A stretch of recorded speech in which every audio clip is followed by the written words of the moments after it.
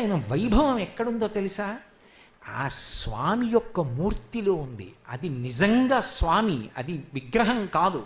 అందుకే మీరు ఏం చెయ్యండి అందంగా ఉంటాడు.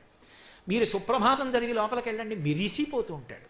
మీరు తోమాల వేయండి, అందంగా ఉంటాడు. గురువారం నాడు సళ్ళింపు చేసేసి అన్నీ తగ్గించేసి నామాలు ఇలా సన్నగా పెట్టండి, పువ్వులతో చీర పంచా కట్టండి, ఎంతో అందంగా ఉంటాడు. శుక్రవారం పొద్దున్న అన్నీ తీసేసి తెల్లటి లంగోటా కట్టండి, ఎంతో బాగుంటాడు. అభిషేకం మధ్యలో పసుపు ద్రవ్యంతో చేసేటప్పుడు లంగోటా కూడా విప్పేయండి, మెరిసిపోతాడు.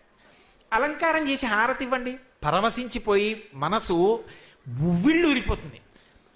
ఇలా ఈ రోజు బాగుంటాడు కానండి, ఈ రోజు ఉండడంటే అన్న సందర్భం ఒకటి నాకు చెప్పండి. ఉండదు. కారణం ఏమిటో తెలుసా? మీరు ఏం చేసినా అందమే. అది ఆనందాన్ని ఉద్భుతం చేస్తుంది. అది స్వామి. కలియుగంలో మన అదృష్టం ఏమిటంటే